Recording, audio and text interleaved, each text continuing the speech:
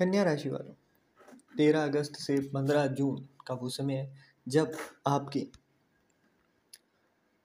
तृतीय नंबर की राशि मतलब दशम भाव जो है, कर्म का भाव है, वहाँ पर देवगुरु बृहस्पति अपनी असली ताकत अब दिखाना शुरू करेंगे।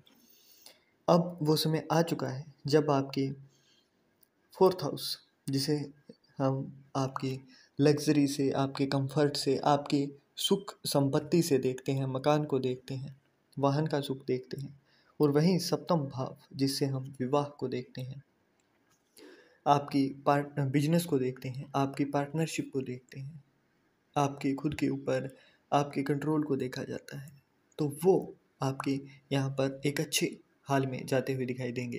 परंतु कुछ सावधानियाँ अब भी अगर नहीं रखी तो फिर से आप यही कहते हुए दिखाई दोगे कि समय बीत गया परंतु कोई भी बदलाव हमें देखने को नहीं मिला।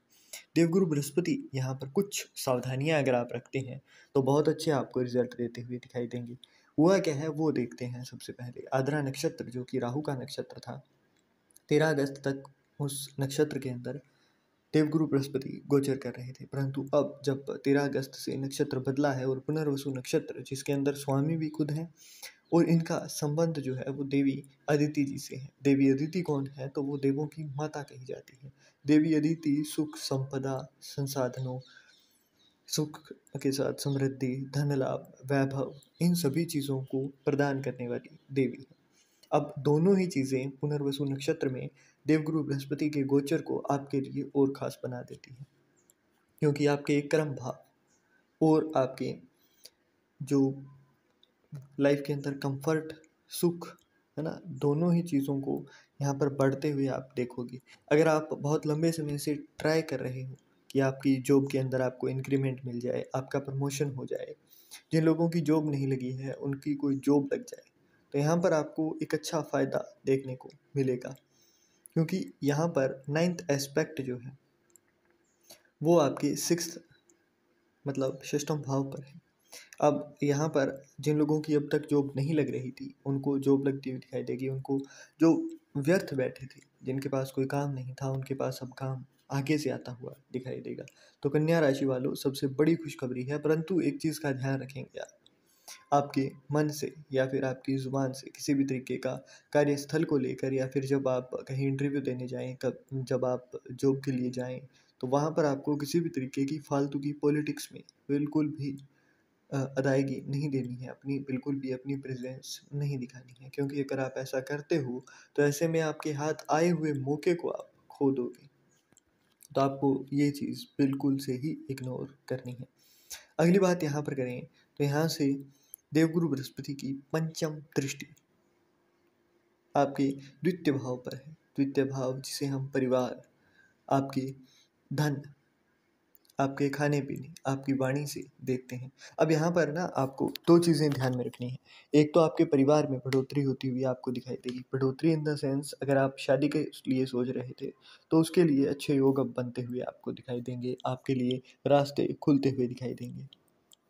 दूसरा, जो लोग फैमिली प्लानिंग कर रहे थे, बच्चे के लिए प्लानिंग कर रहे थे, उनका अब जो मान लीजिए जिसको बहुत ज़्यादा दिक्कतें आ रही थी उसके बीच में भी, है ना, कोई साइंटिफिक या फिर डॉक्टर की हेल्प लेने की ज़रूरत पड़ रही थी, तो अब वो योग शुरू हो चुके हैं। जब आप अपनी फैमिली के लिए प्लानिंग करेंगे तो आपको एक अच्छी संतान प्राप्त हो और बिना किसी ज़्यादा झंझट के अच्छी संतान की प्राप्ति हो। अब यहाँ पर एक और चीज़ भी हमें देखने को मिलेगी, क्योंकि वाणी का भाव है तो आपको वाणी का कम उपयोग करना है। मतलब आपको उतना ही बोलना है जितना कि पर्याप्त हो। अल्प से अल्प शब्दों के अंदर अपनी बात को कह देना है। फालतू में किसी को ज्ञान नहीं देना है, फालतू में किसी को एडवाइस नहीं देनी है, उस चीज़ से बचना है। क्योंकि जब आप अपने यहाँ पर इस चीज़ को कंट्रोल करोगे तो यहाँ से आपका बुध भी कंट्रोल होगा, जो कि 12वें भाव में है। बुध को आपने क्षय नहीं करना है, क्योंकि बुध का अगला जो ट्रांजिट होगा वो भी आपके लिए अच्छा रहेगा उससे। और दूसरा, यहाँ पर जब आप वाणी को कम बोलते हो ना, तो यहाँ पर द्वितीय भाव के ऊपर जब जुपिटर की, और वो भी अच्छी पावर के अंदर जब जुपिटर बैठे हैं, उनकी दृष्टि है, तो यहाँ पर आपकी वाणी सिद्ध होती हुई दिखाई देगी। सिद्ध इन द सेंस, अब आप जो चीज़ें बोल रहे हो वो चीज़ें आपको सत्य होती हुई दिखाई देगी। तो आप जो भी बोलें वो अच्छा ही बोलें। अगर आपको किसी के ऊपर क्रोध आ रहा है तो उसके लिए अपशब्द या फिर कुछ बुरा कहने की कोशिश ना करें। अगर आपको कोई भी तरीके की खुद के लिए असफलता दिखाई देती है तो भी अपने बारे में भी कुछ भी गलत ना बोलें, क्योंकि आपको नहीं पता कि अगले ही दिन आपके साथ क्या होना है। तो अगर कुछ ऐसा होता है, असफलता दिखती है, तो थोड़ा सा कंट्रोल करिए और बस इतना बोलिए कि जो भी है ईश्वर की ही मर्जी है, क्योंकि आपको नहीं पता। आजकल जो आप स्ट्रेस इतना लेकर चलते हो, एक चीज़ याद रखिएगा, पता नहीं है कि कब किसके प्राण किस समय निकल जाने हैं, है ना? तो सारी की सारी मोह माया यहीं रह जाएगी। तो थोड़ा सा आप, जिन्होंने आपकी पूरी सृष्टि रची है, जिन्होंने आपके लिए बहुत कुछ किया है, तो उनके ऊपर भी छोड़ दीजिए। अपने लिए सिर्फ आप कर्म करिए।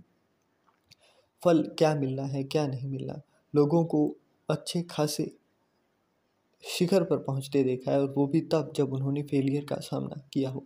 तो हर किसी के जीवन में ये चीज़ें आती हैं। अगर आपके जीवन में भी असफलता आ रही है तो थोड़ा उनको समय दीजिए। हो सकता है 2 दिन 4 दिन बाद वो चीज़ें, वो बादल हट जाएं।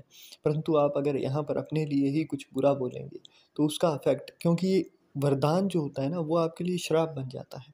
अगर किसी को वरदान दिया गया कि तुम जिसके भी सर पर रखोगे अपना हाथ तो वो भस्म हो जाएगा, तो ऐसे में आप क्या सोचते हो? अगर वो सिर्फ दुश्मनों के ही हाथ सिर पर हाथ रखेगा, परंतु अगर उसने गलती से अपने सिर पर हाथ रख लिया तो वो भस्म हो जाएगा। उसी तरीके से वरदान आपको मिला है, इस वरदान का गलत यूज़ करना आपके लिए श्राप के तौर पर दिखाई देगा। तो इस चीज़ का पूरा ध्यान रखिए।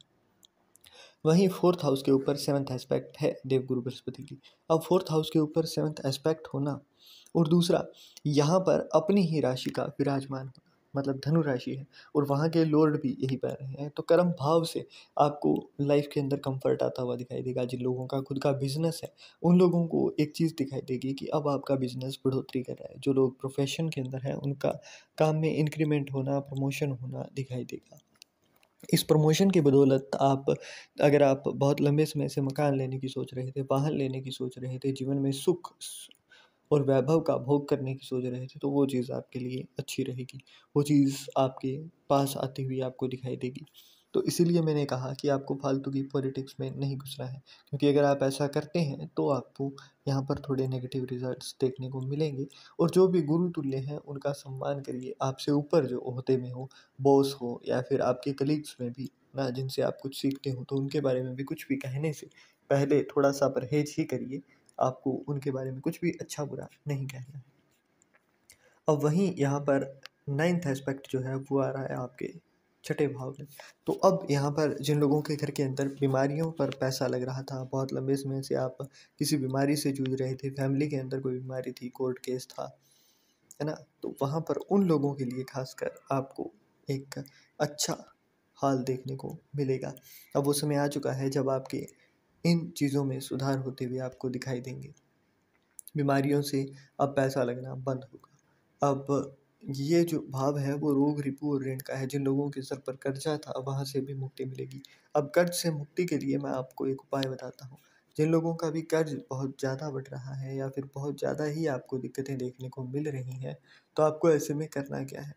अब जैसे पितृपक्ष शुरू होगा, तो पितृपक्ष के अंदर आपको डेली थोड़ा सा एक कटोरी के अंदर आपको सतनाजा, है ना, मतलब 7 प्रकार के अनाज होते हैं, वो आपको लेकर जाने हैं। और उन अनाज को आपने चींटियों को डाल कर आना है।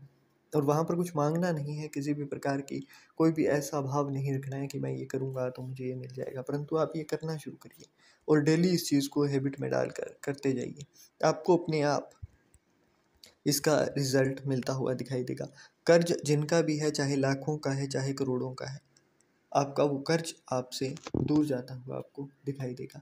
तो और अब जो लोग कहेंगे कि जी सतनाजे का हमें पता नहीं है कि क्या होता है ना, तो उनके लिए आप लिख लीजिएगा कि सतनाजा होता क्या है और इसमें कौन कौन से 7 प्रकार के हैं।